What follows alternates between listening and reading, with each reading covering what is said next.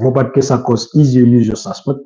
It's almost a quarter past the hour of 11, so apologies for the slight delay in our usual time. We try to be flexible, really. We're not too rigid in regards to when we do come on here, but it's always a pleasure to be back. So, how has been your Monday? How has been your start to the week? How are you guys doing?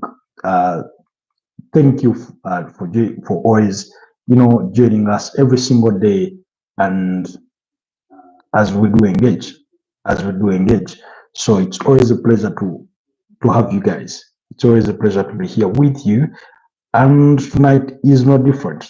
We simply hope that many of you will join us during the course of this broadcast. Excuse me. Yes, I seem to be catching a bug, so please bear with me if things do not go the right way during the course of this broadcast. But good to always be here. I hope you've had a wonderful Monday, really.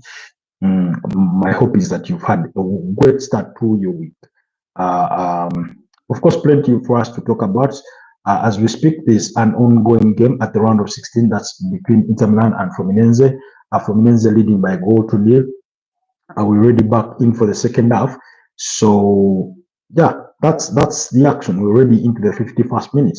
That goal scored by Cano, the Argentine there, is the one that is still giving Fluminense the advantage.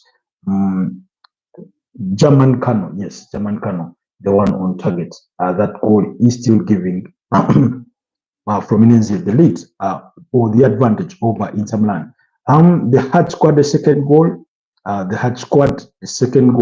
That's Fluminense, but it was ruled out for offside, I think, yes, during the course of the first half. But it's a pleasure to be back, really. It's a big pleasure to be back here with you guys for every single broadcast that we manage to catch you guys.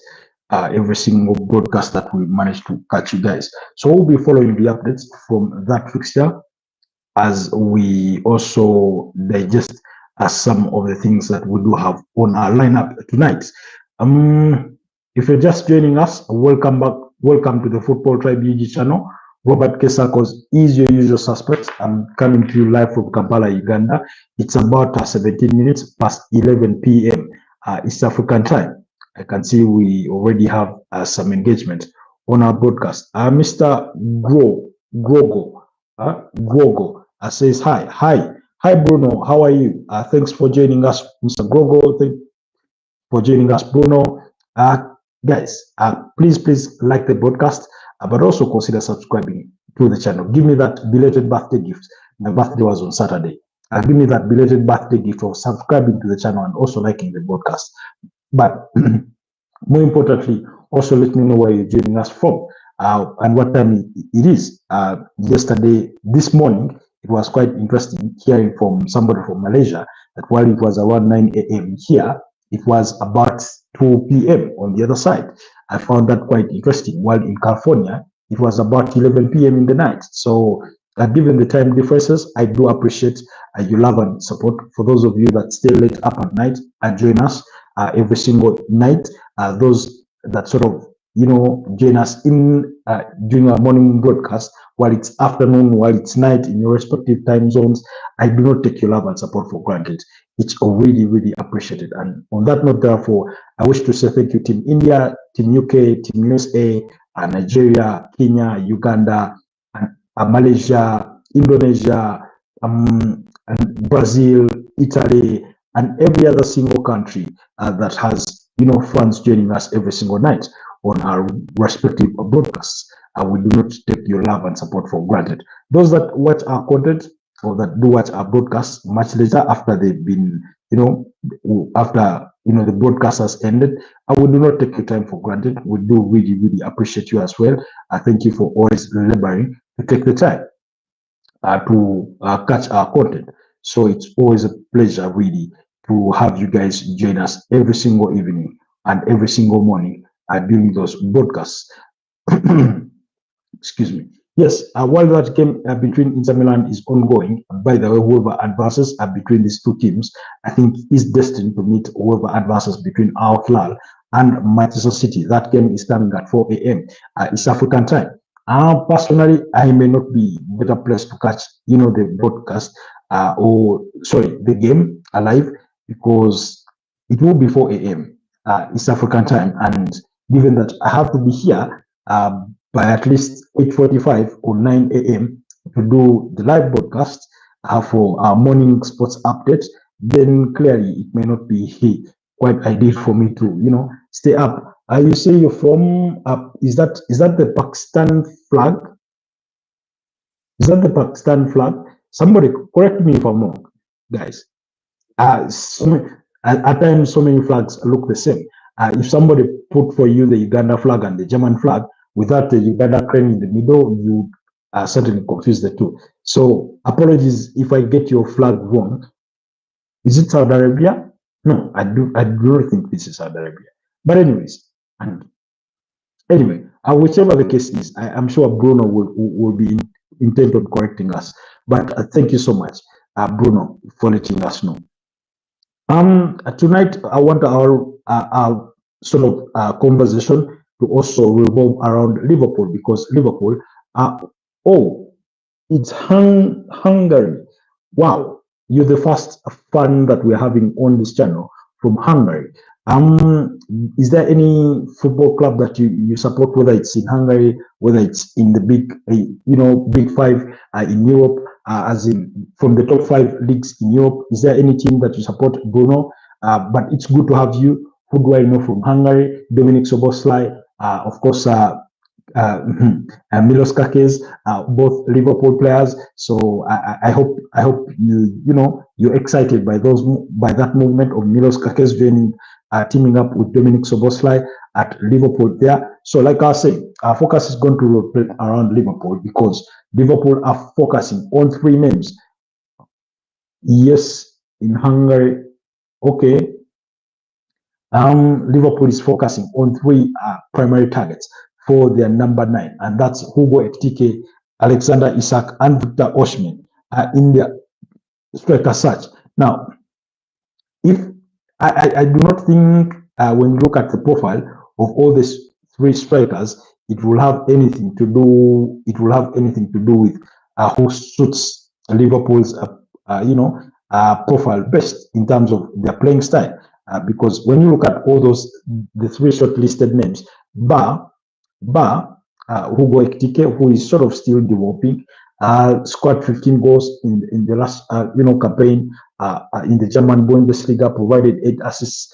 He's still sort of that kind of developing player. I think I stand to be corrected on this one, but Eintracht Frankfurt are demanding a fee in the excess of they're demanding a fee of 100 million euros, and partly because I think it's PSG who because of a sell-on clause that they have in the player's contract. So that is sort of having their hands. I won't say their hands tied a bit, but they're demanding for a very, very significant fee because you're demanding for 100 million euros for a 23-year-old player like Hugo Ekitike, who has yet to establish himself really in the modern game. Yes, he's been there a bit, but I mean, let's not be deluded. He's not about Erling Haaland. In any case, Haaland didn't cost that much, but that itself notwithstanding, I do not think really he has yet reached that level where he gets to command that kind of fee of 100 million euros. I certainly do not think so. So yes, Paris Saint-Germain have a sell-on clause. I do not know to what percentage. In that, and that sort of informs why Eintracht Frankfurt are trying to demand for a fee in the excess of 84 million pounds to sign the 23-year-old French international, because he did join. He was at Paris Saint-Germain between 2023 to 2024 that season, but that's when he was also sent out on loan to Eintracht Frankfurt. So he made 14 appearances. That's for the second part of the season, and then before he was signed on permanently. Now, Tamar Prince. Hi, good to have you back, Tamar Prince. It's been a while since I've seen you here with us, Tamar Prince. I hope everything is okay with you, my brother. I hope everything is okay with you. But it's good to. Oh no, yes, Tamar Prince has roots from Jamaica, roots from Congo, and I think roots from Haiti. Yes, Tamar Prince. It's been a while since Julius. Yes, Bruno correct does reaffirm it's PSG now because PSG have a sell-on clause on Hugo Ekitike's contract or future sale. That's why Eintracht Frankfurt are trying to put the fee as high as 100 million euros. But like I said, when you look at his statistics in the last 2 seasons, in his first time with Eintracht Frankfurt, in 14 appearances, he scored 4 goals and provided 2 assists. Then last season, 15 goals and 8 assists. That's a 23-goal involvement. Obviously, he's on an upward trajectory, and you can see there's room for growth and development. But he's not yet there. He's not hit the numbers of the likes of Victor Osimhen. He's not hit the numbers of Victor Gyökeres, who has been hitting those, sort of ridiculous numbers or astronomical numbers in Sporting Lisbon, in the Portuguese league. Now, of course, we can make the argument that the German Bundesliga in itself essentially is a more powerful league as compared to, the Portuguese league. But that notwithstanding, I do not think he has yet reached the profile of a player the kind of player to demand or to command a fee of 100 million euros. Let's go to the Premier League itself. If you are looking around for strikers that could command a fee of 100 million euros, I do not think there's quite many of them. I think considerations would go to we'll say strikers / wingers. But in strikers, you'll say about Erling Haaland, you'd say Alexander Isak, you'd say Mohamed Salah. Who else? I mean, maybe Bukayo Saka. Who else? I'm really trying to find the names of players in the Premier League, especially in the forward areas, that are capable of commanding up to 100 million euros. And I certainly do not think there's essentially when you do at least evaluate them, you do not think there's very many of those. And certainly, I'm not convinced personally, and I hope you do share similar sort of sentiments. But if your sentiments are quite different from mine, please share them down in the comment section and let me know. Do you think Hugo Ekitike at 23 years of age is worth 100 million euros? Because personally, I certainly do not think so. Ronaldo or Messi, I'm neither team of. I'm not the kind of person who is team this or team that. I do appreciate everything that both players have done in the game, and everybody is is good within. It's been extraordinary within their own rights. So I do not want to reduce the debate to him or that. In that kind of thing. In any case, my favorite player of all time is Ronaldinho Gaucho. So when it comes to the debates of Messi and Ronaldo, I mean, for them pretty much it's boiled down to numbers in terms of statistics. Who scored more goals, who's won more trophies, who is ended up with more Ballon d'Or, accolades and things of that nature. And yet, for me, football essentially goes beyond the statistics. It goes beyond. The number of goals you've scored. It goes beyond the number of titles you've won. It goes beyond that kind of thing. I often refer back to the period between 2010 and 2009, 2010, when Messi won that Ballon d'Or because he had scored, I think, about 92 goals in the calendar year. I didn't feel that the statistics of him having scored all those number of goals is what should have been the measure for him to get the Ballon d'Or. Certainly not. I felt that people like Wesley Sneijder, who had reached the finals of the FIFA World Cup, as well as won the UEFA Champions League, that won the treble with Inter Milan, I thought he deserved it more. So, really, I can see MD Ashik is back with us. Hello, my brother. MD, good to have you back as always. It's a pleasure to always have you. Kindly like the podcast. Thank you for always sparing the moment to join us. But yes, for me, that's my sentiment about Lionel Messi and Cristiano Ronaldo. If that answers your submission, Bruno. But let's retreat back to Liverpool because I was at least we digested Hugo Ekitike, then Alexander Isak. Now there's about three things about Alexander Isak. One, his talent is not up for debate. It's out of question. Last season, he managed a goal involvement of 29 goals. He scored 23 goals and provided 6 assists. And then, so that for me is not even up for debate in terms of his quality. Then two, Newcastle do not want to sell. Newcastle do not want to sell because they're in the UEFA Champions League. They are trying to build a trophy or a title-winning kind of team or squad, and they wouldn't want to be losing their star players, especially at this stage. Now, as of today, there've been some reports coming out, and Gianluca Di Mazzario has been quoted for having said, I'm not sure he actually said this, but at least some sources have quoted that he did say that apparently Alexander Isak wants to leave Newcastle.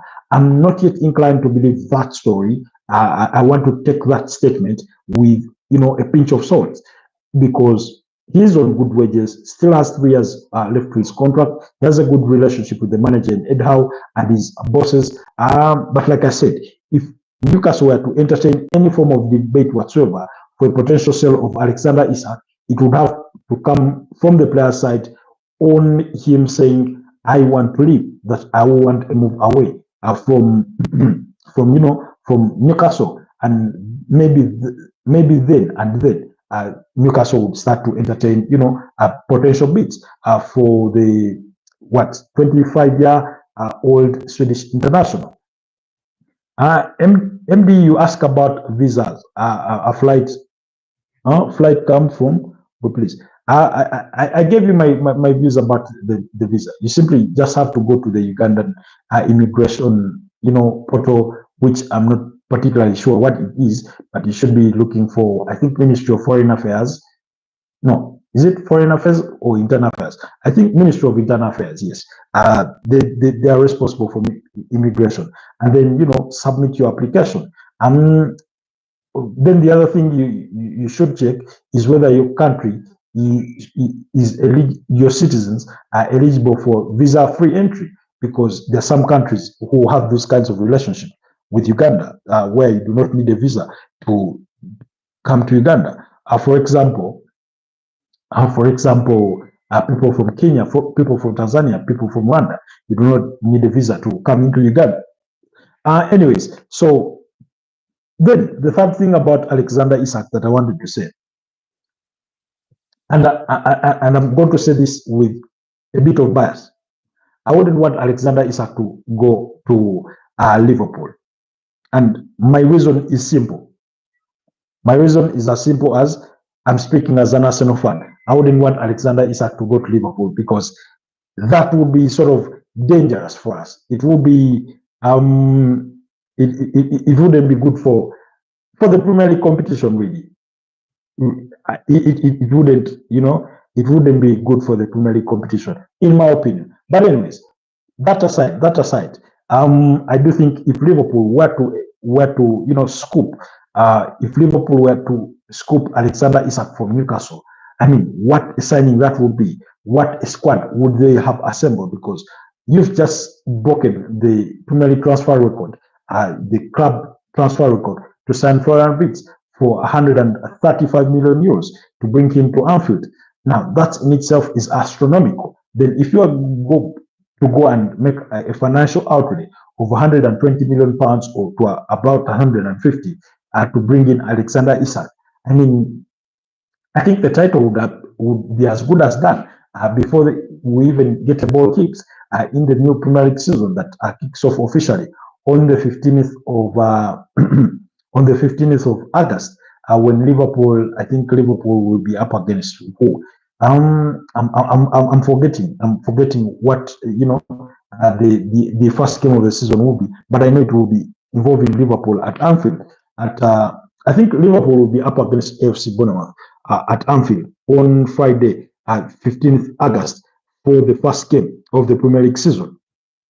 I think that will be the game. Yes, that's yes, it will be yes, that will be the game. So honestly speaking, if Liverpool were able to get Alexander Isak, I feel like we sort of defending the Premier League title will be as good as done. Will be as good as done, really. In a matter of speaking, like figuratively speaking, because how do you compete that? How do you compete with a team that won it last season and then because they were by far the better side and then have gone on into the market to strengthen in the manner in which they've strengthened already? Florian Wirtz is in, Milos Kakezi is in at left back, Jeremy Frimpong is in at right back. Of course, we know they're trying to pursue McKay as a preferred centre back. And then they want a striker. Of course, the expectation is that they will let go of Darwin Nunes. Now, I mean, Alexander Isak is just so good at dribbling, good with his pace, good when it comes to taking on defenders, both physically and dribbling past them, even beating them for pace. I mean, you remember that clip where he dribbled past, I think about 3 or 4 players against Everton. So he's that very good a player. He's the typical example of a player in his prime. And ever since he joined Newcastle, he sort of progressed because last season, but one that is during the 2023-2024 season, he scored 21 goals, and last season was an improvement. And yet, even though he struggles with some injury issues during the course of the campaign, he still can deliver. He still has it in him to deliver. So that's one of the names that Liverpool are considering. But if any deal were to happen between Liverpool and Newcastle, it will be quite expensive, in the excess of no less than £100 million. That's the starting point. And probably Newcastle do not even view it as that. They may want to think that £100 million starts the conversation, but it's not what cuts the deal. And some sources have gone ahead to say, although I get the feeling they could be a little exaggerated, but they've gone on to say that Newcastle would only be willing to start negotiations if a club made a bid in the region of £150 million.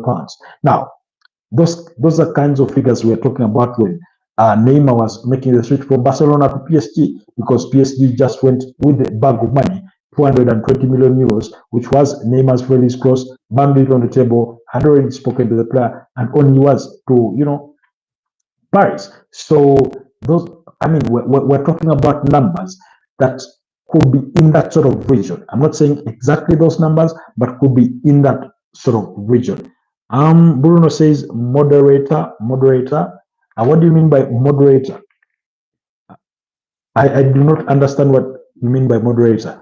Anyways, so then the other name that Liverpool are seriously considering for their striking options is Victor Osimhen. Now, I think it was about last week or the week before that that we're going to speak about those early links, links of Victor Osimhen to Liverpool. And somebody was asking me, I think it was Pressing Kosi or somebody else, but they were Liverpool fan. They were asking me whether I do believe that Liverpool have genuine interest in Victor Osimhen. And I remember telling them that I do believe so because of the number of options or the limited options that are there in the strikers market. Given the when you look at the demand versus the supply in the strikers market, you'll obviously see that there is a shortage. Because first of all, there are strikers that are not going to move whatsoever. But Erling Haaland is not going to leave Manchester City, at least not in this transfer window. You're not going to get Kylian Mbappe out of Real Madrid after just one season. You're not going to get Robert Lewandowski out of Barcelona. So that means those options are off. You're not going to get Hurricane from Bayern Munich. So that means you're left with the likes of Victor Osimhen, Victor Gyökeres, Hugo Ekitike, Benjamin Sesko, maybe Moises Kean at Fiorentina, who Manchester United do hold interest in. You're looking at players like Oli Watkins. Those are some of the names you're essentially looking at. Darwin Nunes, who is at Liverpool, and of course, Liverpool are not going to send their own player. In any case, they're looking to let him go. So, because of the shortage of strikers in the transfer market versus the demand, we know that Man United want a striker, Arsenal are looking to have one, Liverpool are interested in one, although they are willing to let go of one. And Napoli are looking for one. Dusan Vlahovic is the other name, but he's not been heavily linked with any potential, with any big teams. And Juventus want a striker. AC Milan are letting go of Tammy Abraham.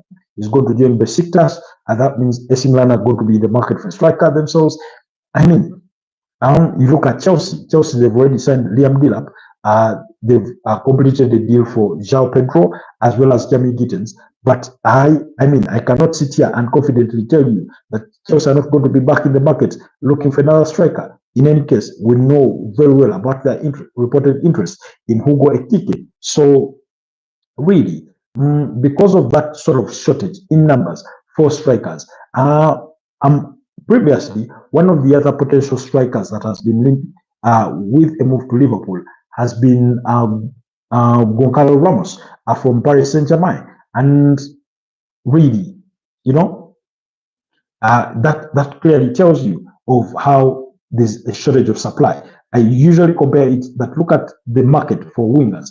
There's so many wingers, there's so many options, you know, from Anton Semenyo, Brian Mbomo, Jamie Gittens, you know, you look at Luis Diaz, Cody Gakpo, Nico Williams, Marcus Rashford, Morgan Rogers, you know, Gabriel Martinelli, Bradley Bacola, Desiree Doe. You know, when you look at wingers, the wingers market, it has, you know, good options and plenty of numbers. Some may not want to move. Other clubs may not want to sell. Other players may want to move, even against the idea of their club selling. But like the case of Nico Williams, Athletic Bilbao wouldn't want to sell. In any case, if they want to sell, they wouldn't want to sell to Barcelona. And that's why they've been speaking to La Liga about Barcelona's ability to register Nico Williams if they want to sign him in regards and sort of stay also in cooperation with the financial fair play rules and things of that nature. So when you compare the market for the strikers and that of wingers, clearly you can see the sort of deficit that you know, the market is dealing with. So with that said, that's why I told people then that I believe that genuinely Liverpool have interest in signing Victor Osimhen. Now, Victor Osimhen has been like a pretty guy in the bar, you know, who every guy likes to like. Everybody is trying to pick up on because, and yet nobody is seeming, is sort of getting cheap. Because early on into this transfer window, we widely reported or discussed, you know, the interest from Al Hilal. He turned that down, potentially to convince us that it's not about the money. We know Galatasaray want to sign him on a permanent deal, and you know, they have an offer for him. Juventus are interested. Manchester United are interested. Liverpool are interested. Chelsea were previously interested. I'm not sure they are still interested, but I think they would be interested. But what is putting them off is his, you know, kind of sort of his wages and that kind of thing. So he's like that pretty girl that he knows he's being liked by, you know, so many. Why did Victor Osimhen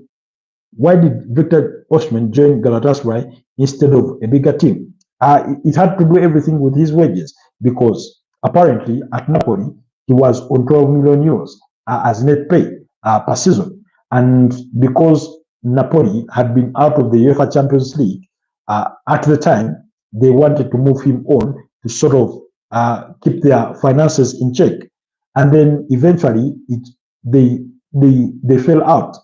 That's the player and his bosses at Napoli. So they were desperate to move him on. But in that desperation to move him on, all the big clubs that had wanted to sign him were being off-put by his wages because he wasn't willing to take a pay cut. And Napoli did not want to loan the player off, but also continue to pay a part of his wages, you know. So they wanted to avoid that situation in any plausible scenario. That's to answer your question, kickboxing. So, and clubs like Chelsea were really interested at the time, but they were being off-put by his wages. They said it was out of their wage structure, or they couldn't afford it at the time. So that's how he ended up at Galatasaray, where he did quite brilliantly well. I think in 29 appearances, he scored. That's only in the league. He scored 26 goals and provided 5 assists. That's a 31 goal involvement. Overall, across all competitions, he had 42 goals. He had a 42 goal involvement in about 47 games. So that's how good a season he had with Galatasaray. And that's why Galatasaray are willing to break the bank and offer him a 15 million euro net pay contract, for him to join them permanently. But he's yet to make a decision on that. But it had everything to do with his wages. It is a similar situation with Jadon Sancho, with all the teams that are interested in his signing, especially in Europe. The reason as to why Chelsea declined or failed, actually, they did not decline, but they failed to exercise their obligation to buy him for Manchester United for £25 million and opted to pay the £5 million for negating on that obligation, is because they wanted to renegotiate with him on his wages and have him take a pay cut or take lesser wages.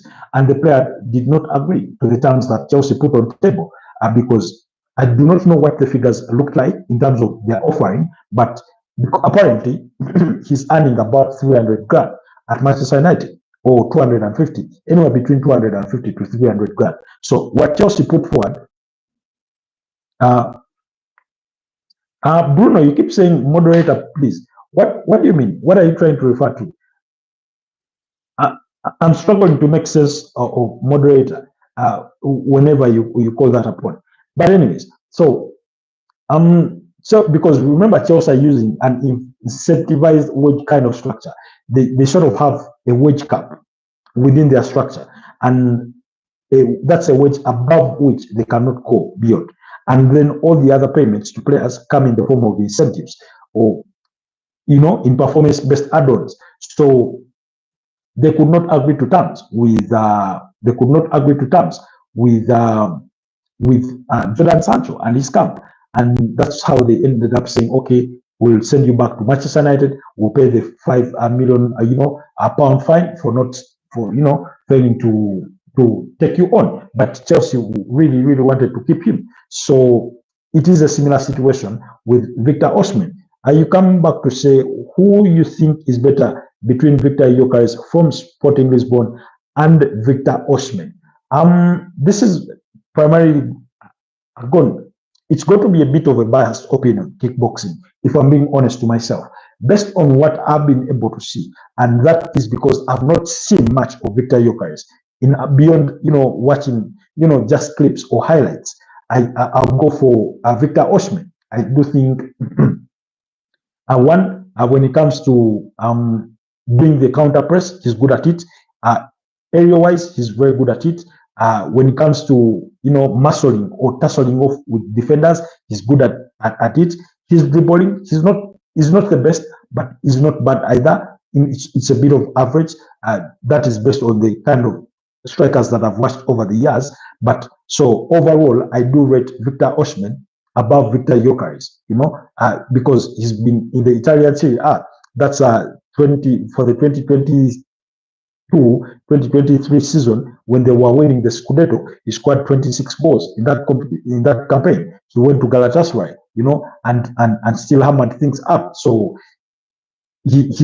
that's how highly I rate him. But like I said, it's a bit of a biased opinion, because I do not think I have watched enough of Victor Gyökeres to be able to be objective enough to say Victor Gyökeres is better. But based on the highlights that I've watched on Victor Gyökeres, I would still say Victor Osimhen is a better player. You say Safar Ali. Hi Safar Ali, good to have you on the broadcast. Welcome back to the channel. It's always a pleasure. Safar Ali joins us from Turkey. He's a Fenerbahce fan. He's also an Arsenal fan and a Real Madrid fan beyond the confines of Turkey. So, are you watching Inter Milan Fluminense? Yes, I'm following the developments from that game here on my screen. That game is still, 1-0 in favor of Fluminense. That goal scored by German Kano in as early as the 3rd minute. So Inter Milan sort of squandered or squabbled there in defense to concede that goal. I believe Osimhen should be playing for Barcelona. They need a striker. Now, Barcelona have challenges with their finances. Oh, Inter Milan hitting the best of the upright here. So close to getting an equalizer. You say Juno on Nana, Juno on Nana. I don't understand what that means, Bruno, but yes, to answer to respond to your comments, kickboxing, you believe that Victor Osimhen should be playing for Barcelona. I certainly do believe that Barcelona need to get a striker. I certainly think that Robert Lewandowski is sort of coming of age, and sooner or later he's not going to be able to cut it. Let's not forget, despite him being 36 years of age, last season he scored 27 goals in the Spanish La Liga alone. In 34 appearances, scored 27 goals and provided 2 assists. The season before that, he scored 19 goals and provided 8 assists. And his debut campaign, which I believe that was 2022-2023, in 34 appearances, he scored 23 goals and provided 7 assists. So arguably, by manner of speaking, his debut season was the best in terms of goal involvement. He had the 30 goal involvement, while last season, in terms of goals alone, by goal involvement, I mean goals and assists combined, because in his debut season, he had 30. The subsequent season, he had about 27. And then last season, he had about 29. So by manner of speaking, his debut season was the best by goal involvement. But last season was his best by goals alone, because he scored 27 goals in 34 appearances. And during the course of the 3 campaigns, he's made 34, 35, and 34 appearances, respectively. In as far as the Spanish La Liga is concerned, then he scored 11 goals and in 13 UEFA Champions League games last season. Remember, he was a terrible miss at the semi-finals, especially the first leg. You remember he was available for the second leg. He was on the bench. So yes, when you look at his age profile, I think yes, Barcelona should already be considering the future. But I think they do believe maybe without an ounce of doubt that next season he's still able to deliver, and maybe based on how he delivers next season, he could be good for another season, which takes him to maybe year 38. But for now, they'll stick with Robert Lewandowski. But if I were to recommend a striker for Barcelona, I do not think I would go with the 26-year-old Victor Osimhen if they believe Robert Lewandowski can still deliver at the highest level. I believe then that would mean, because then you have to sacrifice. So certainly, my view is that yes, Barcelona need a striker, but they need a sort of an understudy striker, a bit of a young striker. The way you see Real Madrid have Goncalo Garcia, who has been starting up front during the course of the FIFA Club World Cup. So that would be my view on that. Osimhen loves Galatasaray very much, and he has seen the greatest interest and love in his club career in Galatasaray, and also European clubs do not want to meet his high salary. Yes, exactly, Safa Ali. Thank you for adding your voice to my earlier submission in regards to Victor Osimhen and why he wasn't able to join all the other top clubs in Europe and ended up at Galatasaray. But yeah, he did receive a lot of love from Galatasaray. From some of the clips that I did watch, I do not want to lie to you that I've watched every single bit of him in a Galatasaray shirt, but I've seen glimpses of Galatasaray fans or clips of Galatasaray fans basically shouting out his name really in praise of him. Galatasaray is very, very keen right now. Yes, they do want to retain him on a permanent basis. Although their initial transfer fee offer was 10 million euros, shy of the release clause that Napoli want. Because remember, Napoli do not want to let him go for less than what his release clause is, which is believed to be 75 million euros. And yet Galatasaray were only willing at the time to pay 65. I'm not sure. I do not know if they've since shifted their stance to say otherwise. But even if I think even if they were to wait it out, not that it would be an ideal situation, but I think it would serve them.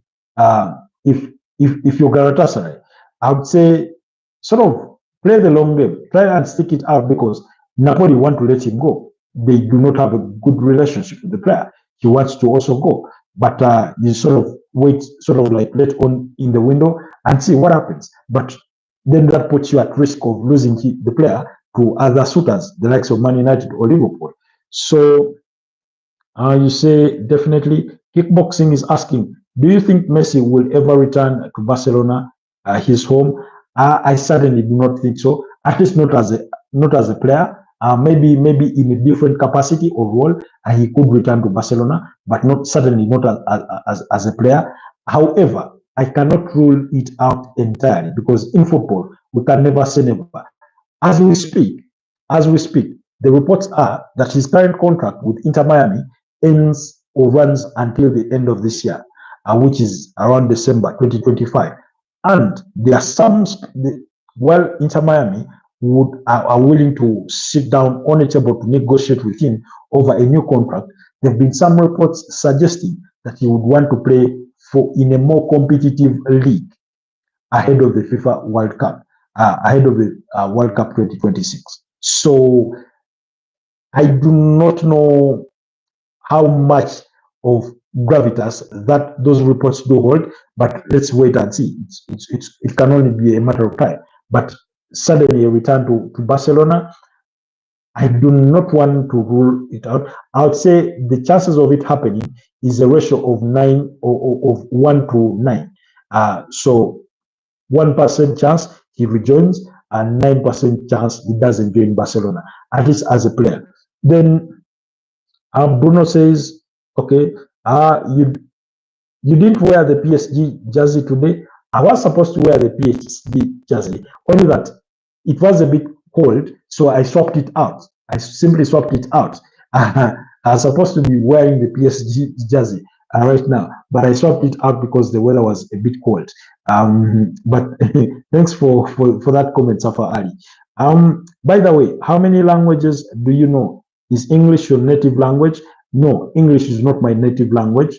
Now, for a bit of context, Safa Ali, and for anybody else that cares to know, we have somebody called, is it Cheng or Senk?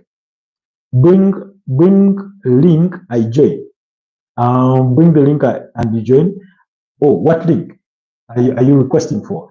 You mean the link for you to join as a co-broadcaster for this particular broadcast? I'm not sure I'm prepared for that. I do not know what you would be willing or able to offer to my audience. It would require me to first do a bit of a background check on that and for us to have a conversation before we get to that stage. But yes, to answer Safa Ali's question, English in Uganda is our official language. So it's not my native language. Then we have Uganda as a country. We have more than 34% of them is a language called Luganda. The country Uganda, you simply add an L at the front to make it Luganda. So it's the most popular and widely known local language. So I also do know that language. Then we have so many other languages, like I told you, about 34 or even more, because we have so many tribes. So we have people from what we call the Luo sub-region who speak Langi. We have people who speak Acholi. We have people who speak Kejong. We have people who speak Losoga. We have people who speak Runyaktara. And in Runyaktara, there's multiple languages. There's Bachiga, there's Banyakore, there's Batoro, and things of that nature. So we have so many languages locally. But I hope that answers your inquisitiveness or your question, Safa Ali. Cheng, I'm struggling to pronounce your name. Is it Cheng or Senk? How do you pronounce your name? Is it Cheng? Anyways, you say I'm a Chelsea fan and we will talk football in general. Hit me up. Hit me up in my inbox. You can check out my sort of socials on the channel, and we can have sort of the way it is. We can sort of have a pre conversation, and we sort of iron out what we would be talking about in case you are to join me on a live broadcast, in case we are to collaborate on a live broadcast. So just go to the channel, check out my socials, and inbox me. And meanwhile, from Ininze, do have a second goal in the game, and we're into the 95th minute of the game already, but they do have a goal potentially. That means that they are through. They are knocking out Inter Milan, the losing finalists of the UEFA Champions League. Hercules is the goal scorer in that game. So, check. Okay, I'll let it that. All right, thanks so much, bro. But while you're at it, please check. Do not forget to kindly, subscribe to the channel and also leave a like on this broadcast if you haven't already. I'm a Fenerbahce fan. Okay, yes, that is Safari responding to thing. But then before you go anywhere, I'm interested in knowing as a Chelsea fan, because I put this question forward before a Chelsea fan this morning, and unfortunately they were unable to give me a definitive answer. My question is, because Chelsea have completed the signing of Jamie Gittens and João Pedro. That means that in regards to the Chelsea's forward ranks, Chelsea are going to have Jamie Gittens, João Pedro. They're going to have Nicholas Jackson, Liam Delap. They're going to have João Felix, Raheem Sterling, Noni Madueke, Mukalo Mudryk. Of course, we are yet to know about his fate, given that he's formally being investigated by the FA for being found in breach of anti-doping rules. Apparently, he was found with traces of meldonium the banned substance. Then you do have Tariq George also in your ranks. So, as a Chelsea fan, give me what would be your best front three if, and this is a big if let's say you have a midfield of three that also add Cole Palmer to the list. If you had a midfield of Moises Caicedo, Romeo Lavia, and then ahead of them Enzo Fernandez, so that means you're left with three options for the front three. So among all that whole list of players, check who would you be going with as your best front three in as far as a Chelsea fan. Please let me know down in the comment section. You have a whole list of I think 10 or more players in that list. I mean, Pedro Neto is on there. So do let me know what would be in your front three. Somebody did ask, yes, Fluminense. Yes, Fluminense have 2 goals now. They're knocking out Inter Milan, and I think they will be booking themselves a date with, I think, Manchester City, whoever advances between Manchester City and Al Hilal from the Saudi Pro League, which I think it will be Al Hilal which I do think it will be Man City that advances. Oh,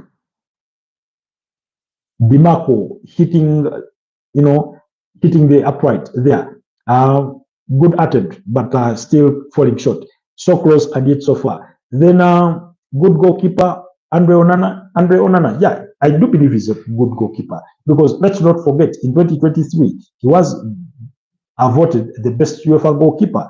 I was when Inter Milan lost to Manchester City by 0-0 in the finals of the UEFA Champions League. That goal scored by Rodri. So I do believe there is a very good goalkeeper in there. I do not know what is going wrong for him at Manchester United, but there's a very good goalkeeper in there.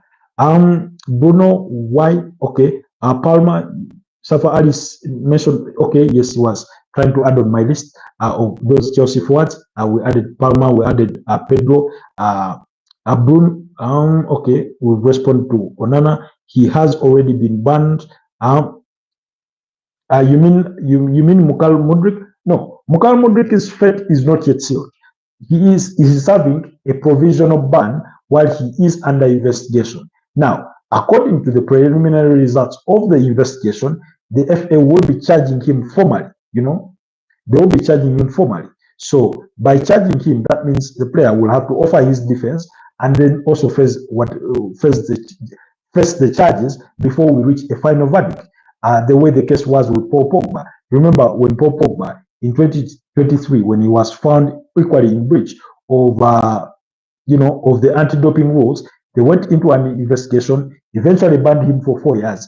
A decision that he appealed, and he won the appeal, that sentence was reduced from 4 years to 1.5 years, and that's why he's been able to join AC Monaco on a 2-year contract. For those of you that managed to catch that clip of him in tears, it was quite an emotional day for Paul Pogba as he put pen to paper on his 2-year contract with AC Monaco following the end of his 2-year ban with from football. Then you say, okay, I think we've responded to that. Bruno Atalay-Buendia, very good than Onana. I certainly do not think that Altay-Buendia is better than Andre Onana. Every time he's been given the opportunity to feature in that Manchester United goal, he's conceded a whole lot of goals. You remember against Brentford, when Manchester United lost by 4-3, he shipped in 4. Then there's another game in which he also shipped in 4. So the only game where he looked really, really good was that game as Man United knocked out Arsenal in the FA Cup. You remember when he saved Martin Odegaard's penalty during the course of 90 minutes and then went into extra time and then eventually the penalties. That's when Altay-Buendia, that's the game that I do remember Altay-Buendia being a very, very good goalkeeper. I'm not saying he's a bad goalkeeper. I'm simply saying that I do not believe that he is better than Andre Onana. Certainly not, in my opinion, really. That's my view on that. Then, okay, good goalkeeper, Onana, Buendia, okay, we've discussed that. Cheng says, Dittens, Dilap, Pedro, Neto, and Palma. That's 4. That's 4. You have 3 slots at Cheng. Remember, the assumption is you have a back 4 who I do suspect could be, let's say, Romeo Lavia with alongside Wesley Fofana. Sorry, not Romeo Lavia, Levi Colwill, Wesley Fofana if he's fit to play, or maybe Tosin Aderabio, depending. Then you have Richard James if he's fit to play because he's usually injured. That's at right back, and then Marco Bukorea at left back. Then you come in the midfield where you have Romeo Lavia playing alongside Moises Caicedo because I do think they have a very good relationship or partnership. And then ahead of them is the on-form Enzo Fernandez, who you cannot really take out of this Chelsea team at the moment. So that leaves you with 3 slots up front in a 4-3-3 system. So do you play Cole Palmer, Pedro Neto, and Liam Delap, or do you say João Pedro, Cole Palmer, and Pedro Neto, and then Liam Delap is on the bench? So take that consideration check as you make your resubmission on that. Good goalkeeper, Mendy. I think Mandy. You mean Mendy or Mandy? I hope you mean Mendy. Then Safa Ali, you say, what do you think about Kepa Arrizabalaga? Kepa Arrizabalaga is a generational goalkeeper who did not fulfill his potential. That's my honest opinion about him. So what do I mean by that is that he had the opportunity to hit the heights of like maybe Iker Casillas, the likes of Gigi Buffon, maybe Manuel Neuer, to be viewed in the ranks of Peter Cech, and that kind of thing essentially. But he never lived to that expectation because he is the only goalkeeper in history who's cost more than £70 million. In any case, he's the most expensive goalkeeper ever, as Chelsea signed him from Athletic Bilbao in 2018. And he cost them north of £70 million. So, but overall, he's had, by measure of his own standards that he had set for himself, to try and come at that price, you hope that he will achieve better heights. But we all know things did not really click for him at Chelsea. That's how Chelsea ended up bringing in Benjamin Mendy to be in goal, and he was the starter in that UEFA Champions League final under Thomas Tuchel. So, and then during the 2023-2024 season, he went on to be on loan at Real Madrid as a backup goalkeeper. Again, it wasn't the best of seasons. Then I do believe that ever since he left Athletic Bilbao, arguably, from what I've observed, last season, while at Bournemouth was his best season so far. And he was really, really good. Bournemouth would have loved to keep him. They were just unable to meet his wage demands.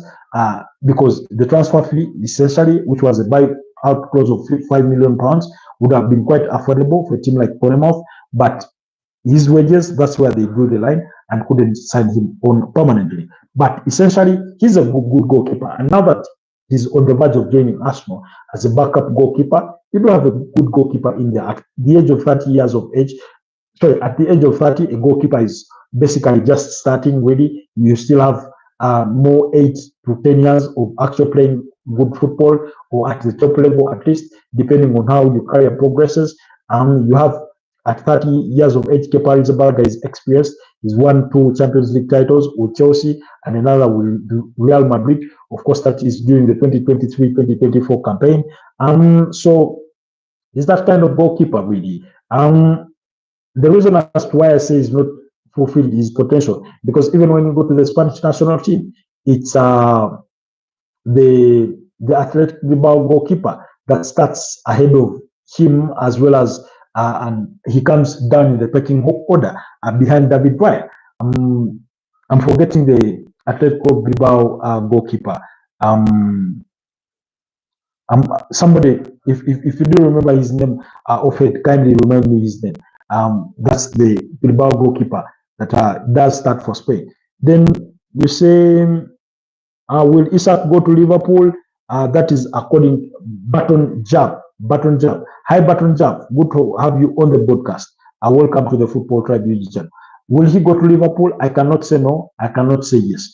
The reasons are simple, because I mean, this is something we discussed earlier on during the course of this podcast. I think, like I said, the only way, first of all, Alexander Isak leaves Newcastle if he tells the club that he wants to leave. That's for starters. 2, and if he is to leave, it's going to be quite expensive. Can clubs afford him? Maybe yes, if they make sacrifices here and there. For example, when you look at a team like Liverpool, let's say they were able to get about £50 million for Darwin Núñez, and then maybe they're getting already £30 million for Joel Quencher. Maybe you can get you can milk a club for £30 million or even more for Harvey Elliott, and suddenly you do have in your pool a fee in the excess of £100 million to commit to a player like Alexander Isak. So I think Liverpool will try to sign him, or they will make inquiries.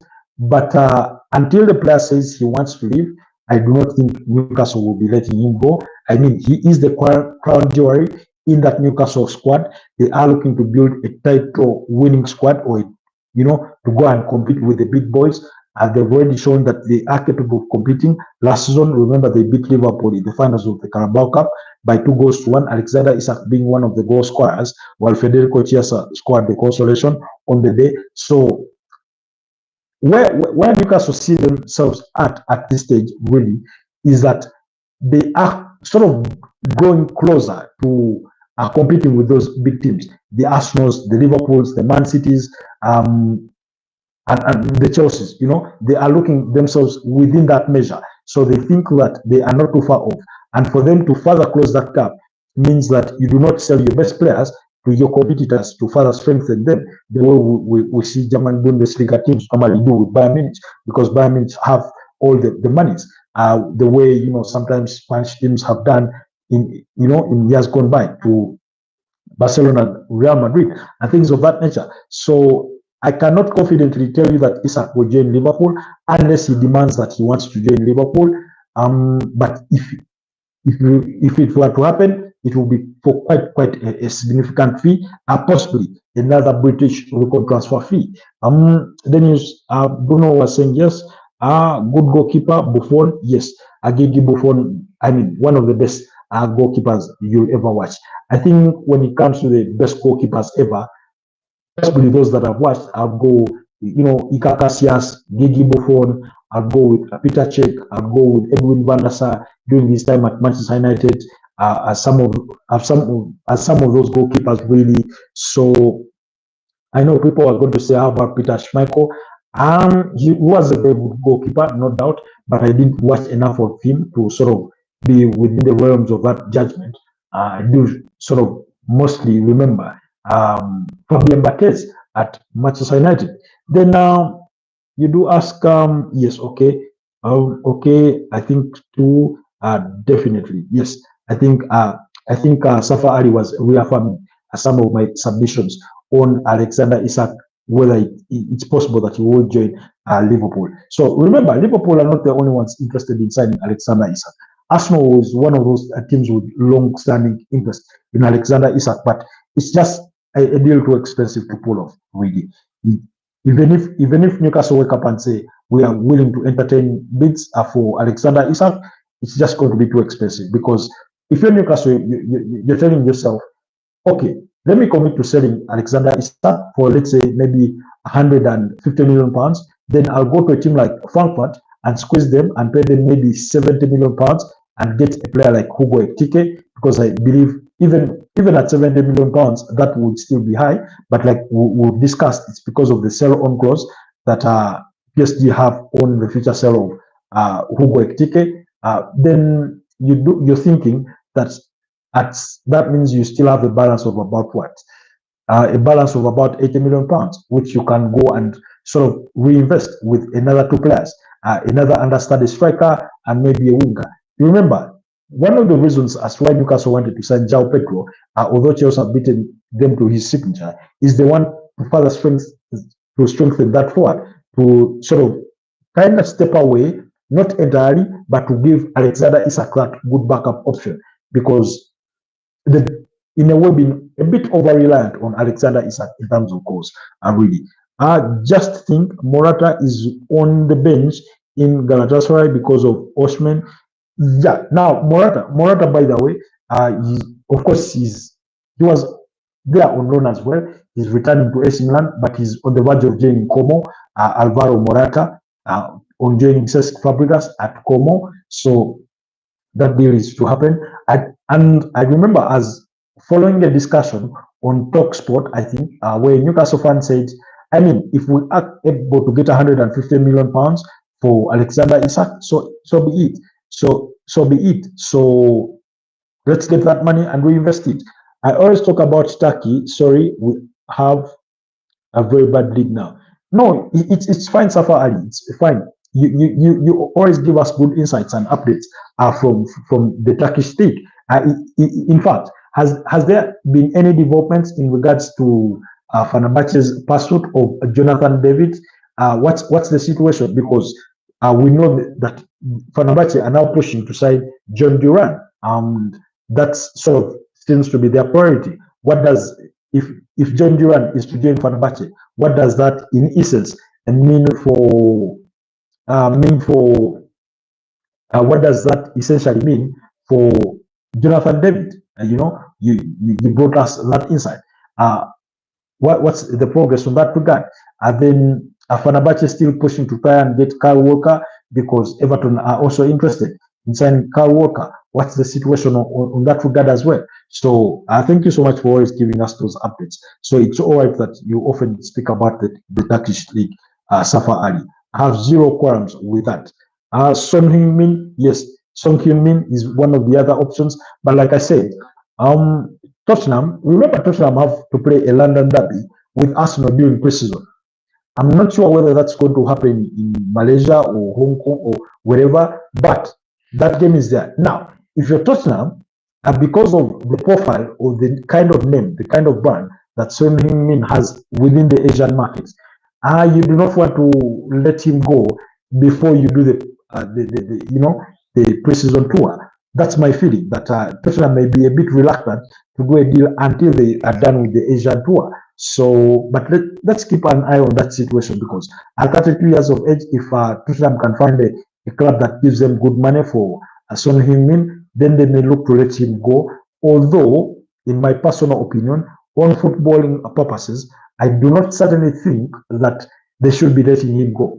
I think he still has something to offer to that Tottenham side. Then the Spanish goalie is called Unai Simon. Yes, Unai Simon was there. Thank you so much, Okoyo Amlin. Sorry, Okoyo Amlin. That's the name I was looking for. Unai Simon is a goalkeeper. Yes, at Bilbao. He's the number one at the Spanish national team. And then you have David Wire, and then Kepa Arrizabalaga has always been coming number 3. So if he's coming as a backup option for David Wire, I have zero qualms with it. I think it will be a good signing for those cup competitions, and perhaps even if you are to lose David Wire with a serious injury, yes, you won't be replacing David Wire with the same kind of player that is good with his feet at, but at least the drop-off is not too significant the way it would have been if, let's say, you lose David Wire and then you suddenly need to put in Tommy Setford to sort of be your starting player in that role for a substitute goalkeeper, because Tommy Setford is the other player that the other goalkeeper that Arsenal do have within their ranks. Then in the morning we spoke about apparently Arsenal entering the race for Hugo Ekitike. I mean, like I said, all big teams that are looking for strikers are rotating around the same strikers' names because of the limited options that are there on the market for strikers. Anyways, let's dive into the transfer gossip and speculation as of the latest. Now, excuse me. Yes, let's start with Manchester United. Apparently, Manchester United have added Aston Villa's Ollie Watkins to their shortlist. Now, Ollie Watkins turns 30 in December this year. He's 29. For those of you that do follow again the channel quite adherently, you do know that we had the discussion, or we did a video where we said why Arsenal need 2 strikers. And in my options, at least based on that submission, was that if Arsenal were to get maybe Victor Yokeres or Benjamin Sesko, then they need to get a striker like Ollie Watkins. But that notwithstanding, of course, there's another whole school of argument that teams like PSG are not playing with that outright striker and they are doing okay. So you never know. I have one last question. How do you think Tottenham will perform in the UEFA Champions League this season? Safa Ali, I'm going to request for a bit of a leeway on this one. My request is that let's wait and see how Tottenham behaves in the transfer window, and then how they do sort of fare during pre-season and the early start to the season. Because first of all, they have a new manager in transfer. We do not know what kind of changes he's looking to make with that team.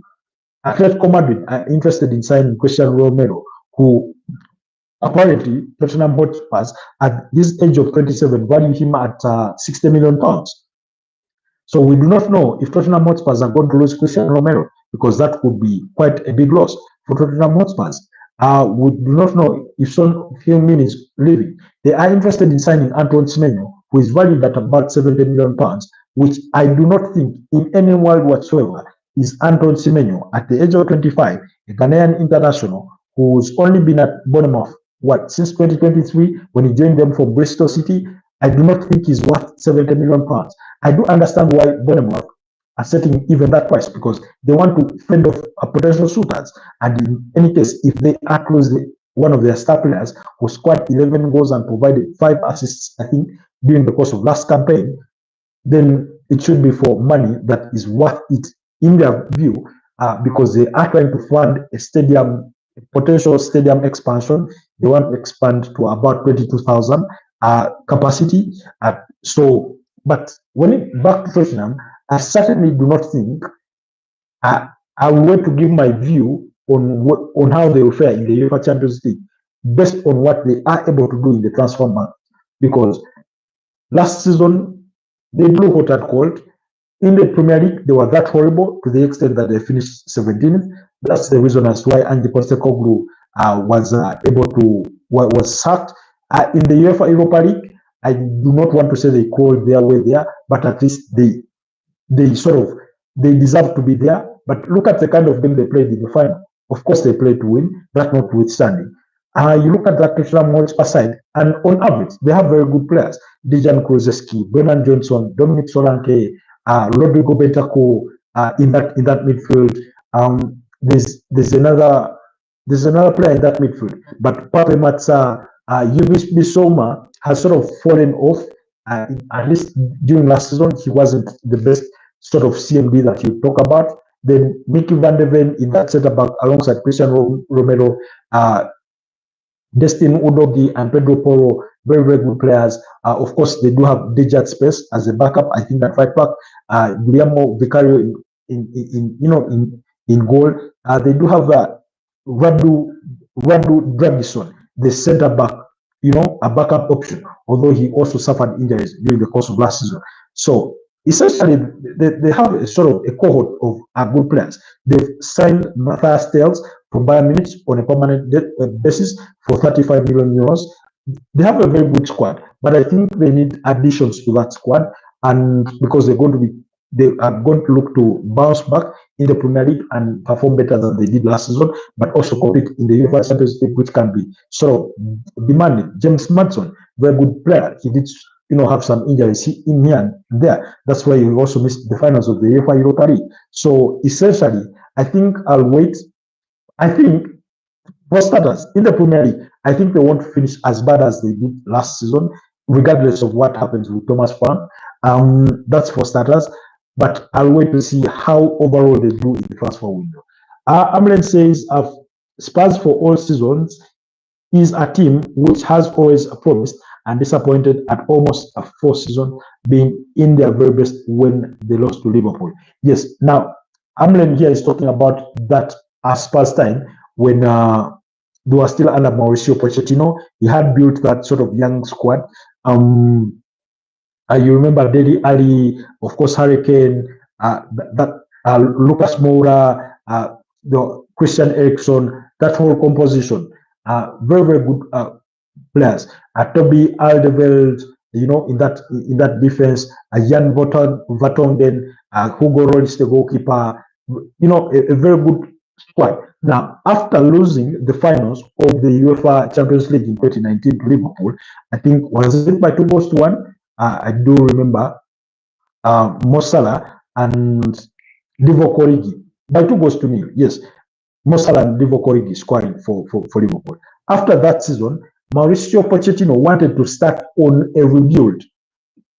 Now, it wasn't going to be a complete rebuild, but in planting out some players and bringing in fresh blood for them to compete favorably. But because they had been able to reach the finals of the UEFA Champions League and had done well in the Premier League, Daniel Levy thought their squad was good enough to keep going. And guess what? The following season, they fell off the wagon, ended up sacking Mauricio Pochettino while at it. Then a good player, Kylian Mbappe, that's Bruno asking. Yes, Kylian Mbappe, that is without a doubt. I think he comes within the top 3, if not even at the very top, within the last 6 years. Really, you go back to, actually, have to go back to the season, I think, of 2016-2017, when Monaco are winning, I think, the league under Leandro Jardim, when they were winning the French League 1 title. Then eventually makes the move to PSG, and then in 2018 they win the FIFA World Cup with France. He's been that good a player overall on that kind of scale. I do not think he's doubled down. He's been the star player at PSG. He's come to Real Madrid in his debut campaign, has scored more than 34 goals across all competitions. So his quality is never in doubt. Then Amlen says at one point they even spent more than all EPL teams and still lost it. Yes, Dele Alli, Hurricane, Eriksen, and Lloris shone at all their best. Yes. Again, Tottenham have a mentality issue. And people like Jose Mourinho, people like Antonio Conte have spoken about this, that there is a bit of a mentality issue. You remember when they sacked Jose Mourinho 6 days before the finals of the Carabao Cup? I think that was in 2021. And then eventually, Tottenham lost to Man City, I think by 1-0.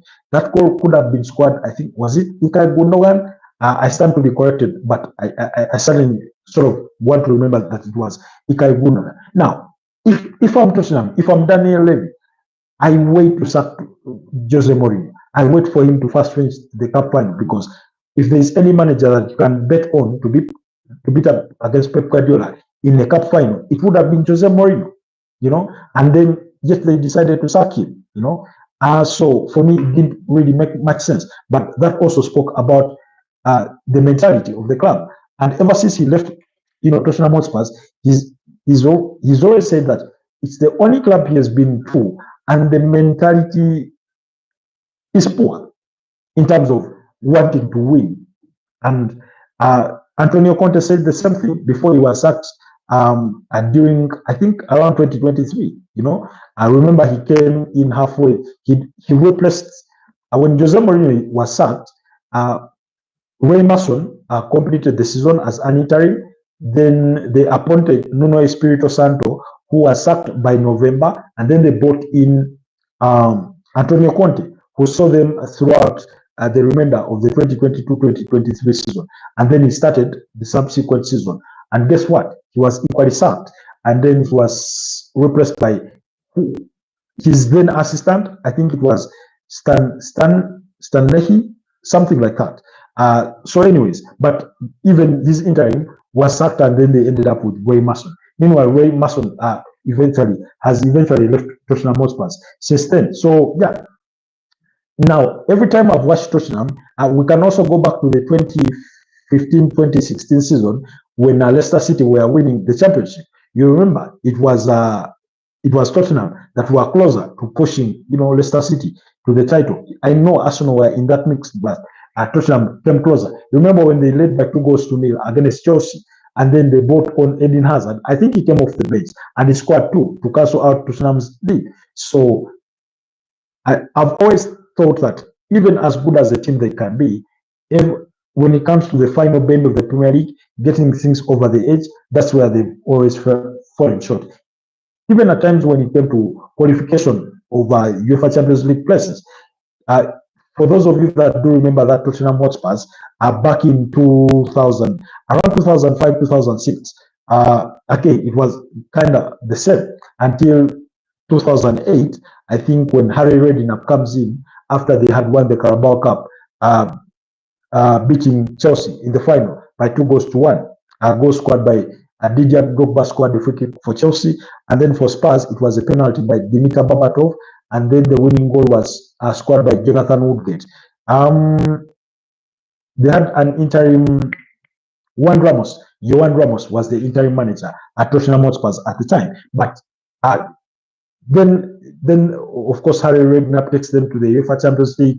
You remember them beating up against Inter Milan, Gareth Bale being a very good player, but back home, every time it came to the final bend of the Premier League, they sort of struggled.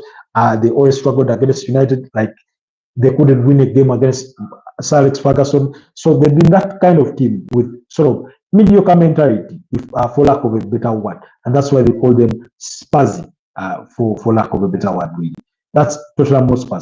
Anyways, in regards to the latest gossip, Aston Villa and England forward Ollie Watkins, 29 years, is on Manchester United's list of potential striker recruits if the Danish international Rasmus Højlund, 22 years of age, leaves Old Trafford this summer. Remember, we've talked about Rasmus Højlund and the apparent interest from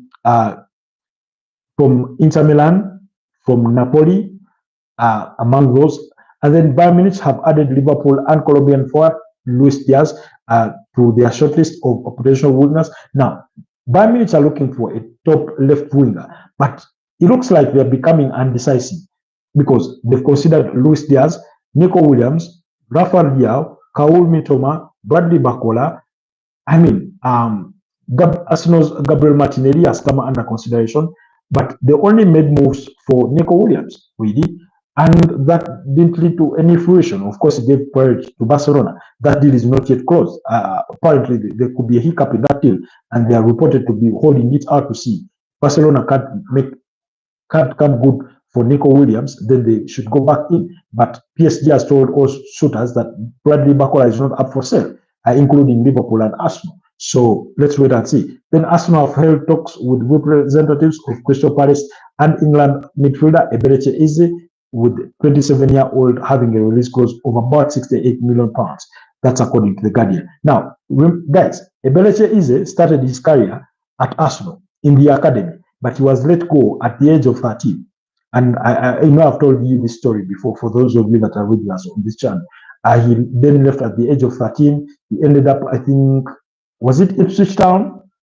But Ipswich, Millwall, and then eventually at QPR got sent to was it League One or League Two with Wycombe, something like that, and then he played for QPR for 2 seasons, and then in August 2020, then Crystal Palace signed him for about 18 million euros. So, and sort of his career has never been the same. He's been on an upward trajectory. Arsenal are interested in signing him, and they did hold conversation with who is represented. Then, and that £60 million release clause has installments, is payable in 3 installments. The £8 million is in expected add-ons. Then Fulham are plotting a summer move for Genk and Nigerian striker Tolu Arokodare. That's a 24-year-old who is also being watched by Manchester United and AC Milan. Then Tottenham want to sign West Ham forward Mohamed Kudus. Yes, we've got that news today, and are confident that they can strike a deal well below the £85 million release clause. Okay, Mohamed Kudus, very, very good player, had a very good debut campaign ever when he joined West Ham from Ajax in 2023. That 2023-2024 season was a good season for him, but last campaign wasn't so good for him, and he's sort of fallen off the wagon.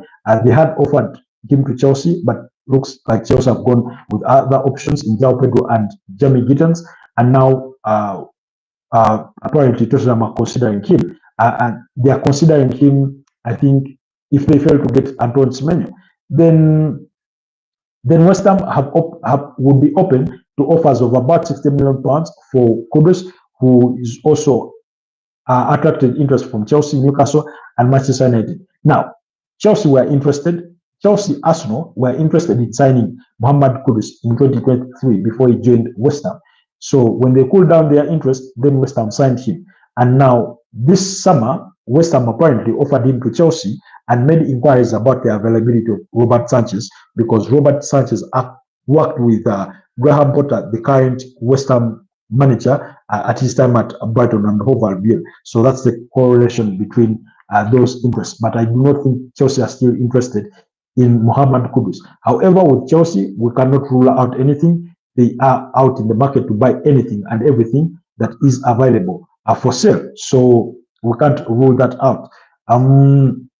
Then of course, a Brazilian forward, Richarlison, who is 28 years of age, has been given the green light to leave Tottenham and is expected to head to Turkey to join Galatasaray. I would hope or wish that Safa Ali was still here with us to give us whether he's had anything in relation to Richarlison. Tottenham are going to take a hit on this one because they signed him for what, about £58 million or 60 from Everton, and he's never reached that sort of his full potential really. Of course, he struggled with injuries in some cases. Then Chelsea hope to raise about £35 million from the sale of French forward Christopher Nkunku, 27 years of age. Now, Christopher Nkunku, apparently Manchester United, Tottenham Hotspurs have reported interest in Christopher Nkunku. Bayern Munich had interest even during the January transfer window, but they never came good with the bid. He's been linked with a potential move to Arsenal, but I believe that is more wishful than actual. But let's wait and see. You never know. Chelsea and Arsenal. I do not know what Arsenal owe Chelsea, but every time they want to dump a player in the garbage, usually they look to Arsenal to help them lift their luggage and baggage. Then Crystal Palace are eyeing a 27 million double swap on Middlesbrough to sign English midfielder Hayden Heki at 23 years of age. The Dutch defender Rav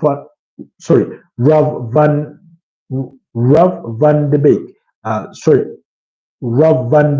at 20 years of age. That's according to the Sun. While Manchester United are struggling to offload Tyler Malacia, that's the 25-year-old left back, after PSV refused to take their obligation to buy him permanently. They did not have an obligation, but they had an option to buy. They did not take that up. Then Aston Villa are set to offload youngster Lowy Barry and Kane Kelsa Hayden, both gratitude to the championship sides Hull City and Coventry City. respectively. Remember, Coventry are under the charges of Frank James Lampard. He really, really did well last campaign and got them to the playoffs. However, they couldn't make it to the Premier League. So, and Lampard seems to be doing well in the Championship. You remember when he was at Derby County, he did really, really well before he was enticed into joining Chelsea, and he got his fingers burnt. So that's that. Then a good player in Jamil Jamal. I'm not familiar with Jamil Jamal. Kindly indulge me. What club does he play for, Bruno? Kindly indulge me about Jamil Jamal. But at least that's Then Bayern Munich, of course, are still pursuing a deal for Nick Woltmed from Stuttgart. Let's wait and see whether that deal will advance. They've already agreed personal terms with the player and are waiting.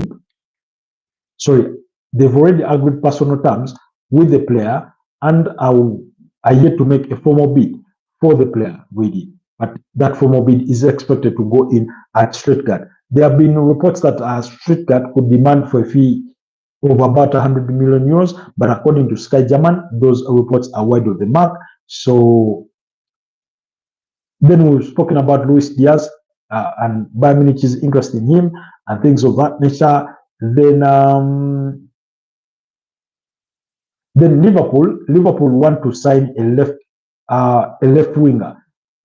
They want a centre back, they want a striker, they want a left winger, and possibly a central midfielder. So they're still in the market for about 4 other players. And remember, they've already really signed heavily, but they are not yet done with their transfer business. So do keep your eyes and ears peeled on Liverpool's situation because there will be more to come. Then Jarell Quansah did undergo his medicals today in Germany ahead of completing that switch from Liverpool to Bayer Leverkusen. That deal is getting through. And then, of course, we discussed Arsenal and Eberechi Eze, one of those interesting transfer talks that have made the ones during the course of today. I've told you about Tammy Abraham heading out to Besiktas in a deal worth about 20 million euros.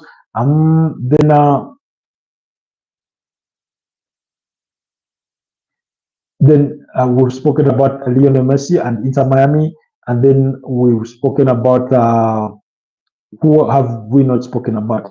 Then Aston Villa won't be exercising their option to buy Marcus Rashford for 40 million pounds. Oh, Lamine Yamal. Oh, you meant Lamine Yamal. I mean, Lamine Yamal's talent is not in question really. Is not really in question really.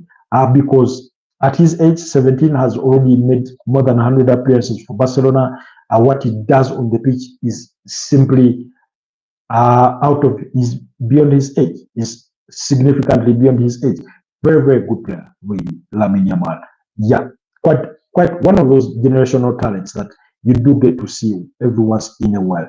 Then Fulham are closing in on an agreement with Kenny Tete over a new contract, despite interest from Everton. So let's wait and see on that. Then Johnny Evans, he's been appointed as the head of loans and pathways at Manchester United. Remember, he did formally retire from football at the end of the season after his contract. Of course, his contract was running out, and United were not looking to,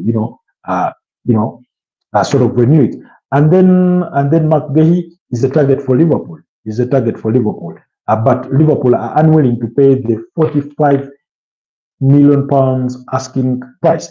In fact, some sources go ahead to say it's about 50 million pounds that Crystal Palace are looking to demand for the 24-year-old England international. Now, if I'm Liverpool, I go ahead and have a very good conversation, make 27 and ask to Mark Gahey that do not sign a new contract, we'll sign you in the summer. I will also have a situation with Ibrahim Konate. He's going to leave at the end of the season and possibly join Real Madrid as a free agent. So you join us as a free agent as his replacement. Although I still think they need a centre back, especially now that they've lost Jarell Quansah. And they are considering Jarell Hato from Ajax, who is also of interest to Chelsea and Arsenal. So he's one of those being considered by Liverpool. Then Thomas Partey's contract is officially over with Arsenal, and he is now a free agent. He is a free agent. He will take time before deciding where his future lies. I will be speaking about that. There's a conversation I need to us to have a little more about Thomas Partey. But let's see if time allows us tomorrow. Then we'll look to be having it. Then okay. I think then João Pedro, we've discussed Chelsea signing him from Brighton and Hove Albion for £50 million and things of that nature. Jamie Gittens, £55 million from Borussia Dortmund. I mean, Chelsea just won't stop. For as long as there's a player to be signed, they'll sign the player. Without, I don't want to say without asking, but for as long as the player is under 23 years of age, they're in for him. So if you're shooters for any player out there, do not count yourself as good as done with Chelsea. Then good player Neymar, without a doubt, he's actually staying with Santos. He's staying with Santos. Carlo Ancelotti says he wants him fit for the FIFA World Cup at Camp 2026. So he had offers to join some teams and play at the FIFA Club World Cup, but because he was unfit, he objected to that and he chose to stay with Santos. Anyways, guys, if you're interested in learning some digital skills like coding, web design, cyber security, those are skills that are really on a very high demand on the global market, then do check out our colleagues at Ebosted. I'll leave their link in the description of this video so that you can check them out. They are based in Kansanga, Kampala. They do offer both in-person and online digital skills training sessions and career guidance and help their members find jobs in the dynamic digital world that is post-training. So I'll leave their link down in the description so that you can check them out much later. Anyways, guys, it's been a pleasure. I hope you all subscribe to the channel. But for those of you that do watch our broadcasts after they featured, thank you so much. Otherwise, allow me send my shout outs to Mr. Grogo. Bruno, thank you so much for being part of today's discussion. Bruno is from Hungary. It's been a pleasure being with you.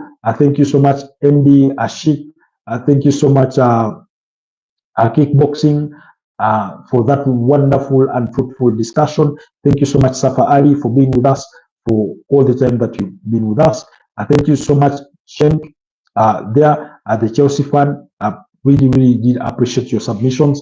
And then thank you so much, Amlen, for your contribution as well to today's conversation, and all those that were behind the scenes, those that liked the broadcast, those that are just watched without commenting or liking the broadcast. I would do appreciate you a great deal. It's been 1 hour and 32 minutes. Unless there's any other question for me, that was very good. Yes, that is from Bruno. So thank you so much, guys. Let's catch up tomorrow tomorrow morning, and sort of have this discussion again in regards to everything football. It's been a pleasure doing this with you. Have yourselves a blessed night. Bye-bye.